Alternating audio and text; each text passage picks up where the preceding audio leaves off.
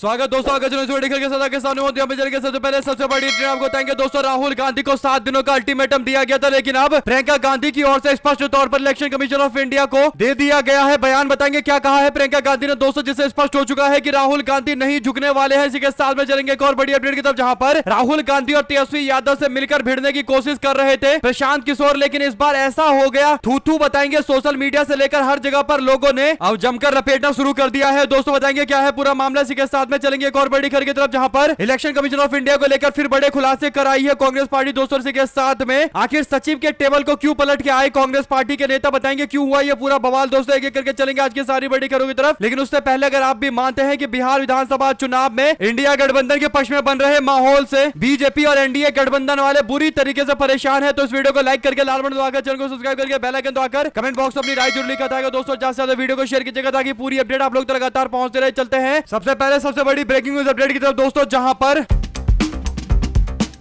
एक press conference करते हुए इलेक्शन कमीशन ऑफ इंडिया की ओर से राहुल गांधी को अल्टीमेटम देते हुए 7 दिनों के अंदर हलफनामा देने या फिर देश से माफी मांगने के लिए बोला गया था दोस्तों। इस पूरे मामले पर प्रियंका गांधी की ओर से पार्लियामेंट यानी संसद की कार्रवाई के दौरान पहुंचकर मीडिया से बात करते हुए स्पष्ट तौर पर बोल दिया गया है कि राहुल गांधी कोई हलफनामा देने नहीं जा रहे। प्रियंका गांधी कहती है कि ये जो हलफनामा मांग रहे हैं ये बेकार की बातें हैं। जैसे ही हलफनामा आएगा ये लोग कहेंगे कि 45 दिन के बाद दिया गया है, इसीलिए इसकी कोई वैल्यू नहीं है, इसीलिए इसे रद्द कर दिया जाता है। ये सब बकवास है, सच्चाई सबके सामने है, सच्चाई का जवाब देना पड़ेगा इन लोगों को। अगर आप भी मानते हैं दोस्तों कि राहुल गांधी के हलफनामा मांगे जाने से पहले इलेक्शन कमीशन ऑफ इंडिया को समाजवादी पार्टी के द्वारा दिए गए हजारों हलफनामे का जवाब देना चाहिए और उसके बाद आकर बड़ी बड़ी बातें और इस तरीके के अल्टीमेटम देने चाहिए, तो अपनी राय जरूर लिखिएगा। अगर आप भी मानते हैं कि प्रियंका गांधी ने एकदम सही बोला है तो अपनी राय जरूर लिखिएगा दोस्तों। ज्यादा से ज्यादा वीडियो को शेयर कीजिएगा। चलते हैं एक और बिग ब्रेकिंग न्यूज अपडेट की तरफ, जहां पर कुछ नेताओं की आदत होती है दोस्तों हर जगह पैर अड़ाने की और हर जगह टांग अड़ाकर राजनीति करने की, और ऐसे ही राजनीति करते हैं प्रशांत किशोर दोस्तों, जिनके विचारधारा का कुछ अता पता नहीं है कि वो कौन सी विचारधारा के प्रति समर्पित है दोस्तों। केवल उल्टी सीधी बातें करते रहते हैं और घूम फिरकर विपक्ष को टारगेट करते रहते हैं ताकि विपक्ष के वोट उनकी तरफ आ जाए और भारतीय जनता पार्टी बिहार में मेजॉरिटी की सरकार बना ले दोस्तों। कुल मिलाकर प्रशांत किशोर का सिंगल पॉइंट एजेंडा बीजेपी की सरकार को बिहार में लेकर आना है, ये डंके की चोट पर बोला जा सकता है दोस्तों। ऐसे में प्रशांत किशोर अब राहुल गांधी के खिलाफ उल्टा बयान देते हुए राहुल गांधी को सिखाने की कोशिश कर रहे थे दोस्तों। प्रशांत किशोर बिहार में कहते हैं कि राहुल गांधी को बिहार के 40 जिलों का नाम तक मालूम नहीं है। जैसे ही प्रशांत किशोर का यह बयान आता है दोस्तों, इसके बाद प्रशांत किशोर के तथाकथित एजुकेशन के जो अहंकार है उसे लोगों ने सोशल मीडिया पर तोड़ते हुए कहा कि इतना भी नहीं पता कि बिहार में 40 नहीं 38 जिले हैं, ये तो कॉमन सेंस है, बिहार के बच्चे को पता है दोस्तों। लेकिन इसके बावजूद प्रशांत किशोर राहुल गांधी को ट्रोल करने के लिए, उन पर निशाना साधने के लिए ये तथ्य देकर बातें करने की कोशिश कर रहे थे। लेकिन अगर इनसे पूछ लिया जाए कि बिहार में भारतीय जनता पार्टी के कितने विधायक और बीजेपी को मेजॉरिटी के लिए यानी बहुमत हासिल करने के लिए कितने और विधायकों की जरूरत होगी, तो ये जरूर इनको पता होगा, क्योंकि मिशन वही चल रहा है दोस्तों। आपकी क्या राय है पूरे मामले पर लिखकर जरूर बताएगा। पप्पू यादव ने भी लगे हाथ जमकर खरी खोटी सुना दी दोस्तों। दरअसल हुआ यह कि पप्पू यादव ने बयान जारी करते हुए कहा कि बिहार में 38 ही जिले हैं, फिर बिहार में शराबबंदी भी है, कोई पीके कैसे 2 और जिला बना देता है पता नहीं। नीतीश जी का सच में कुछ नहीं चलता है क्या? उनका स्वयंभू वारिस शराबबंदी में भी पीके बिहार में 40 जिला बना दिया है। कुल मिलाकर दोस्तों प्रशांत किशोर के ऊपर यह निशाना साधा है पप्पू यादव ने और पीके शब्द का इस्तेमाल किया। आप लोग जानते हैं कि बिहार में शराबबंदी है, लेकिन पीके कैसे 2 जिले और बना दिए जाते हैं दोस्तों। 2 शब्द जरूर लिखकर बताएगा अगर आप भी मानते हैं कि जो लोग भाजपा के एजेंट बनकर काम कर रहे हैं उनको कम से कम विपक्ष पर सवाल खड़ा करने से बचना चाहिए। और इसके कई सारे एग्जांपल है दोस्तों। ऐसा ही एक मामला सामने आता है जहां पर प्रशांत किशोर के साथ में रहकर फेमस होने वाले आनंद मिश्रा आखिरकार अपनी पार्टी में चले गए दोस्तों, यानी बीजेपी से आए जनसुराज में गए, जनसुराज में जाकर प्रशांत किशोर के साथ रहकर विपक्ष के वोटों को गुमराह करने की कोशिश की। उसके बाद लगा कि अब अपनी पार्टी में वापस लौट जाना चाहिए, तो फिर बी टीम से ए टीम यानी असली बीजेपी में वापस लौट गए दोस्तों। आनंद मिश्रा भारतीय जनता पार्टी के नेता बन गए। हालांकि लोगों को लग रहा था कि चुनाव के बाद वो जाएंगे भारतीय जनता पार्टी में दोस्तों, क्योंकि प्रशांत किशोर कहते हैं कि अगर उनके 20-25 सीटें आती है तो फिर वो अपने विधायकों को बोलेंगे कि तुमको जहां जाना है वहां जाओ, यानी पहले विधायक बनाएंगे, उसके बाद उन विधायकों को बिकने के लिए छोड़ देंगे। और आप लोग जानते हैं दोस्तों की राजनीति में किसके पास सबसे ज्यादा पैसा है खरीदने के लिए, तो इनडायरेक्ट तरीके से प्रशांत किशोर बीजेपी में विधायकों को भेजने की तैयारी कर रहे हैं। इसीलिए जिन सीटों पर विपक्ष का दबदबा है दोस्तों वहां पर प्रशांत किशोर अपने आप को एनडीए से अलग दिखाकर विपक्ष के वोट लेकर अपने उम्मीदवार जितवाना चाहते हैं, ताकि बाद में बीजेपी को गठबंधन या वैसे नेताओं को भेजकर मेजॉरिटी में लाया जा सके। अगर आप भी मानते हैं कि प्रशांत किशोर बीजेपी के बड़े एजेंडे के ऊपर काम कर रहे हैं, इसमें कोई दो राय नहीं होनी चाहिए, तो अपनी राय जरूर लिखकर बताएगा दोस्तों। ज्यादा से ज्यादा वीडियो को शेयर कीजिएगा। चलते हैं एक और बिग न्यूज अपडेट की तरफ, जहां पर लगातार इलेक्शन कमीशन ऑफ इंडिया को लेकर कई सारे गंभीर सवाल खड़े होते हैं दोस्तों। ऐसा ही एक सवाल खड़ा हुआ है कि क्या इलेक्शन कमीशन ऑफ इंडिया के जो परिवार के लोग बड़े बड़े पोस्ट पर बैठे हैं, क्या वे सभी लोग अपने क्षमता के साथ वहां पहुंचे हैं। दरअसल दोस्तों इस मामले को लेकर सोशल मीडिया पर एक खबर आई और इसमें पता चला कि जो हमारे देश के इलेक्शन कमीशन ऑफ इंडिया के हेड है दोस्तों ज्ञानेश कुमार गुप्ता, उनकी एक बेटी उत्तर प्रदेश के नोएडा यानी गौतम बुद्ध नगर की वर्तमान में डीएम है दोस्तों, डिस्ट्रिक्ट मजिस्ट्रेट है। इसी तरीके से सहारनपुर के वर्तमान डीएम श्री मनीष बंसल जो 2014 बैच के आईएएस अधिकारी है दोस्तों, वो मुख्य चुनाव आयुक्त ज्ञानेश कुमार के दामाद है। उनकी पुत्री मेधा रूपम के पति है दोस्तों। इसके बाद श्रीनगर जम्मू कश्मीर के वर्तमान डीएम श्री अक्षय लाबरू 2018 बैच के आईएएस अधिकारी है, वे मुख्य चुनाव आयुक्त ज्ञानेश कुमार के दामाद है। उनकी छोटी बेटी अभिश्री के पति है दोस्तों। इसके बाद अभिश्री जो ज्ञानेश कुमार की छोटी बेटी है वो भी आईएएस अधिकारी है और वर्तमान में deputy director of income tax 1 Srinagar में तैनात है और जम्मू एंड कश्मीर में पोस्टेड है, जबकि उनके पति डीएम श्रीनगर में है दोस्तों और पति पत्नी एक ही जगह पर पोस्टिंग पाए हुए हैं। यानी ये अपने आप में एक बिरला एग्जांपल है दोस्तों, जहां पर दो बड़े अधिकारियों को उनके अपने एक ही क्षेत्र में रखा जा रहा है। अमूमन पति पत्नी को राज्य के अंदर भी अलग अलग जगह पर रखा जाता है, एक साथ कभी भी किसी जिले या किसी क्षेत्र में नहीं रखा जाता दोस्तों। तो ये भी अपने आप में एक यूनिक एग्जांपल है। इसके बाद सुप्रिया शिनेट कहती है कि ओहो पूरे कुनबे के लिए बैटिंग हो रही है। चलते हैं एक और बड़ी अपडेट दोस्तों, जहां पर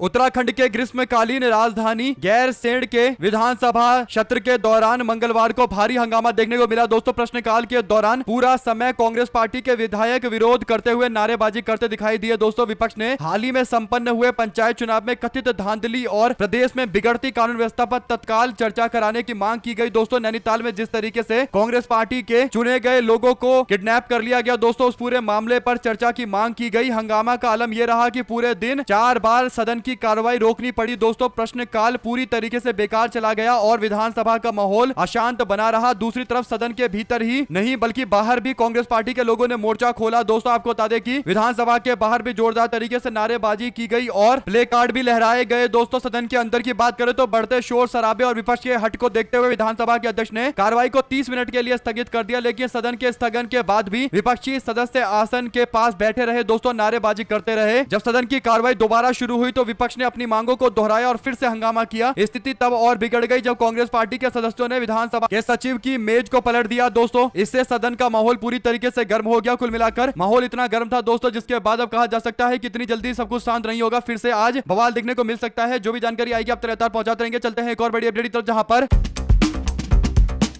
कांग्रेस पार्टी के अलग अलग राज्यों के नेता खुलकर सामने आते हुए राहुल गांधी की तरह कई सारे प्रूफ के साथ में आ रहे हैं दोस्तों और धांधली के आरोप लगा रहे हैं। देश के कई राज्यों में मतदाता सूची में गड़बड़ी के खिलाफ विपक्षी दलों ने आरोपों के पुल बांधने शुरू कर दिए हैं दोस्तों। मध्य प्रदेश के अंदर विधानसभा में नेता प्रतिपक्ष कांग्रेस पार्टी के नेता उमंग सिघार की ओर से बीजेपी पर आरोप लगाए गए दोस्तों। उन्होंने 2023 के विधानसभा चुनाव को लेकर दावा किया कि राज्य की 27 सीटों पर वोट की चोरी हुई है। उन्होंने सीटों की डिटेल्स देते हुए जानकारी दी है दोस्तों और बताया है कि इन सीटों पर कांग्रेस पार्टी जितने वोटों से हारी उससे कहीं ज्यादा वोटरों की संख्या में इजाफा हुआ। उमंग सिघार कहते हैं कि चुनावी वर्ष 2023 में मध्य प्रदेश में 34 लाख से अधिक नाम नए वोटर लिस्ट में जोड़े गए। सिर्फ आखिरी 2 महीने में हर दिन औसतन 26,000 वोटर नए जोड़े गए, जिससे इस अवधि में कुल मिलाकर 16 लाख नए वोटर जोड़ दिए गए। 2018 के विधानसभा चुनाव में बीजेपी को कांग्रेस की तुलना में लगभग 1% अधिक वोट मिले थे, लेकिन 2023 में यह अंतर बढ़कर 8 से 9% के आसपास पहुंच जाता है। आरोप लगाया गया कि मध्य प्रदेश में लगभग 8 से 9% वोटों की चोरी हुई है। खासतौर पर 35 ऐसी विधानसभा सीटें चिन्हित की गई है जहां पर जीत का अंतर बहुत काफी कम था और यहां पर जोड़े गए वोटों की संख्या इस अंतर से कहीं अधिक थी। तो कुल मिलाकर दोस्तों यहां पर बेअनियमितता की अंदेशा जाहिर करते हुए ये पूरी जानकारी दी है दोस्तों प्रदेश कार्यालय में बैठकर कांग्रेस पार्टी के नेता की ओर से। चलते हैं एक और बड़ी खबर की तरफ, जहां पर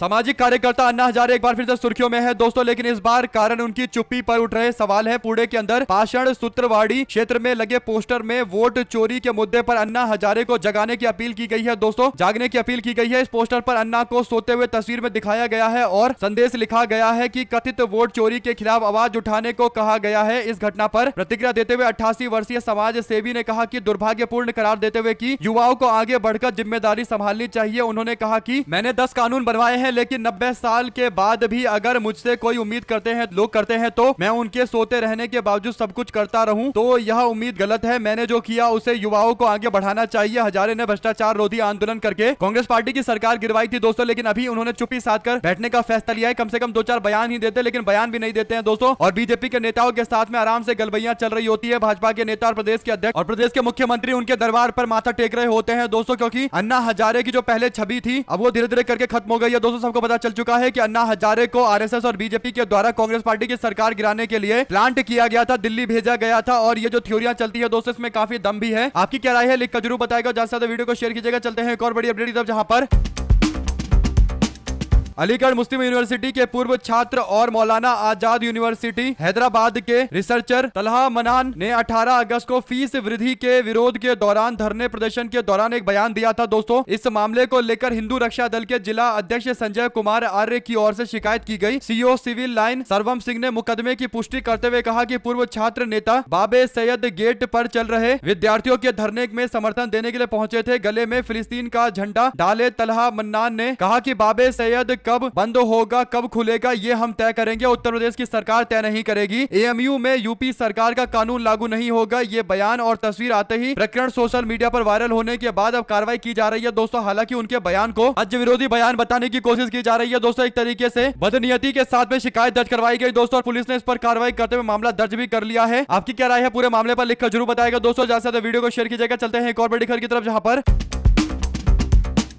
राष्ट्रीय जनता दल के नेता तेजस्वी यादव ने महागठबंधन की बिहार में चल रही वोटर अधिकार यात्रा के दौरान कांग्रेस के नेता राहुल गांधी को फुल सपोर्ट किया है दोस्तों। राष्ट्रीय जनता दल के नेता तेजस्वी यादव ने महागठबंधन की बिहार में चल रही वोटर अधिकार यात्रा के दौरान कांग्रेस पार्टी के नेता राहुल गांधी को लेकर बयान जारी करते हुए कहा कि हम लोग अगले विधानसभा चुनाव में ये सुनिश्चित करेंगे कि हमारे देश के प्रधानमंत्री राहुल गांधी जी बने। वोटर अधिकार यात्रा मंगलवार को तीसरे दिन नवादा पहुंची थी। राहुल गांधी और तेजस्वी यादव ने सभा को संबोधित किया दोस्तों, और एसआईआर को लेकर विरोध जाहिर किया गया। इस दौरान तेजस्वी यादव ने राज्य की सरकार पर सवाल खड़ा किया और बाद में राहुल गांधी के साथ आगे बढ़ते हुए उन्होंने स्पष्ट कर दिया है कि हम लोग आने वाले चुनाव के अंदर राहुल गांधी जी को देश का प्रधानमंत्री बनाने के लिए भी पूरी तरीके से जोर शोर से काम कर रहे हैं। साथ दोस्तों समाज और राजनीतिक क्षेत्र में काम करने वाले लोक नीति सीएसडीएस के प्रोफेसर संजय कुमार ने महाराष्ट्र चुनाव को लेकर सोशल मीडिया पर अपने पोस्ट को डिलीट कर दिया है दोस्तों। इस पोस्ट में उन्होंने महाराष्ट्र के विधानसभा चुनाव के सीटों में वोटों की संख्या कम होने को लेकर कई सारे गंभीर सवाल खड़े किए थे दोस्तों। उन्होंने बताया था कि कई सारे ऐसे विधानसभा क्षेत्र है जहां पर वोटर की संख्या बड़े स्तर पर कम हुआ है और कई जगह पर बहुत ज्यादा नंबर बढ़ चुका है। 43-40% के आसपास का इजाफा भी उन्होंने बताया था दोस्तों कई सीटों पर, और कई सीटों पर तो 30% 38% तक के आसपास की गिरावट भी बताई गई थी। तो इस तरीके के अनियमितताओं की ओर उन्होंने संकेत दिया था दोस्तों। इसके बाद अब वो कहते हैं कि जो उन्होंने पहले पोस्ट किया था उसे लेकर माफी मांगते हैं, और महाराष्ट्र को लेकर जो उन्होंने आंकड़ा दिया है वो आंकड़ा गलत तरीके से रिप्रेजेंट किया गया है। ये आंकड़ा वैसा नहीं है जो दिखाया गया है। यानी पहले दोस्तों राहुल गांधी ने जो आरोप लगाए थे उसके समर्थन में ये डेटा जारी किया गया था, लेकिन बाद में वो पलटी मारते हुए कह रहे हैं कि आंकड़ा गलत था। आपको क्या लगता है दोस्तों, क्या ये संजय कुमार की ओर से जो बोला गया है कि वो आंकड़ा गलत था 2 दिन के बाद, क्या ये यूं ही हो गया होगा दोस्तों? इस पूरे मामले पर जब उन्होंने जानकारी दी तो सोशल मीडिया पर लोगों की ओर से भी प्रतिक्रिया आई दोस्तों। लोगों ने कहा कि क्या हुआ, डर गए क्या? जो आप दावा कर रहे थे उससे पीछे कैसे हट रहे हो? क्या आपको डर लग रहा है? क्या किसी ने कोई दबाव बनाया है? कुल मिलाकर दोस्तों 2 दिनों के बाद इस तरीके से पलटी मारने से एक बात तो समझ में आ रही है कि मामला इतना आसान नहीं है, इतना सिंपल नहीं है कि उनको अपने आंकड़े में गलती मिल गई तो वो अपने बयान को वापस ले रहे हैं। जरूर इसके पीछे कुछ ना कुछ बड़ा झोल है दोस्तों। जो भी आपकी राय है पूरे मामले पर लिखकर जरूर बताएगा और ज्यादा से ज्यादा वीडियो को शेयर कीजिएगा दोस्तों। चलते हैं एक और बड़ी अपडेट की तरफ, जहां पर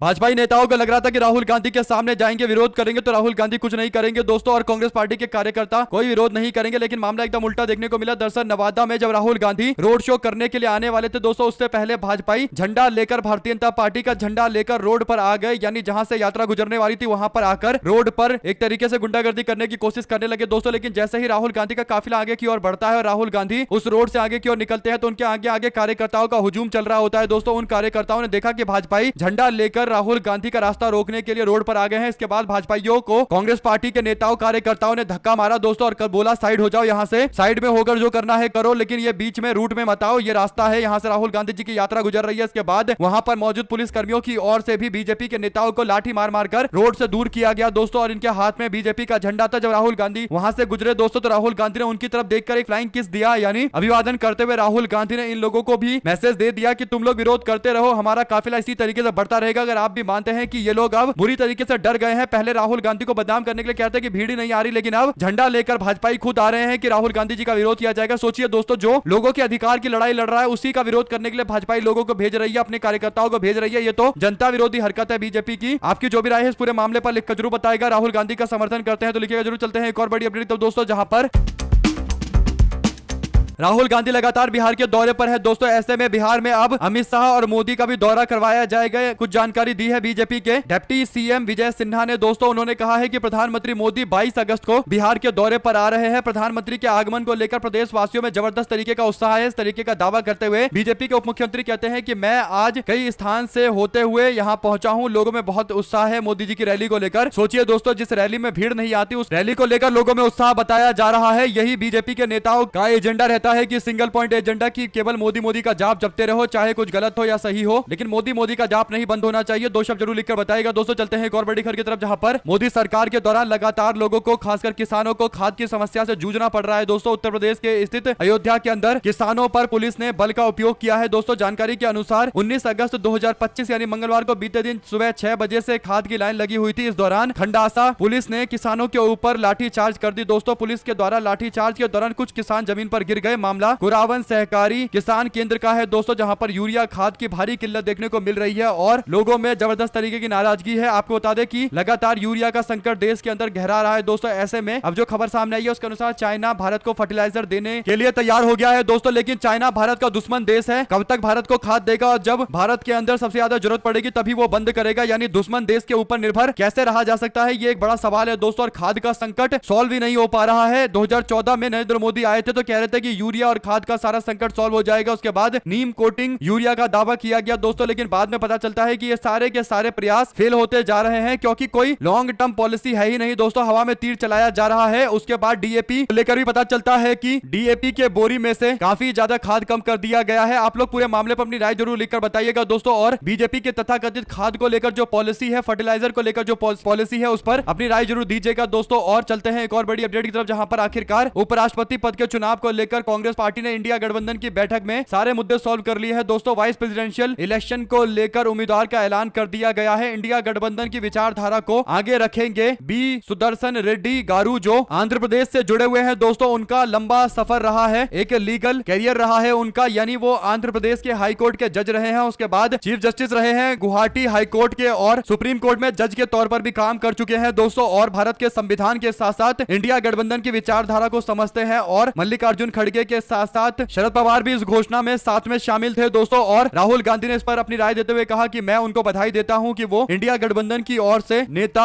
होने जा रहे हैं, यानी इंडिया गठबंधन की ओर से उम्मीदवार के तौर पर चुनाव लड़ने जा रहे हैं। उनका जो अपना अनुभव रहा है, इससे कहीं ना कहीं भारत को काफी फायदा मिलेगा। एक ऐसा वाइस प्रेसिडेंट बनेगा जो भारत के लिए अच्छा काम करेगा, चाहे कानून बनाने का मामला हो या फिर लोगों को न्याय दिलवाने का मामला हो दोस्तों। विपक्ष की ओर से उम्मीदवार उतारा गया है और वो भी आंध्र प्रदेश से उम्मीदवार उतारा गया है, जहां पर चंद्रबाबू नायडू रहते हैं। और चंद्रबाबू नायडू को अब आंध्र प्रदेश के लोगों के हित में, वहां की अस्मिता के लिए रेड्डी के साथ जाना पड़ेगा, रेड्डी को वोट देना पड़ेगा। और अगर चंद्रबाबू नायडू रेड्डी के साथ जाते हैं तो फिर बीजेपी और एनडीए गठबंधन के साथ में सबसे बड़ा खेला होगा दोस्तों। जो भी आपकी राय है पूरे मामले पर लिखकर जरूर बताएगा और ज्यादा से ज्यादा वीडियो को शेयर कीजिएगा दोस्तों। चलते हैं एक और बड़ी अपडेट की तरफ, जहां पर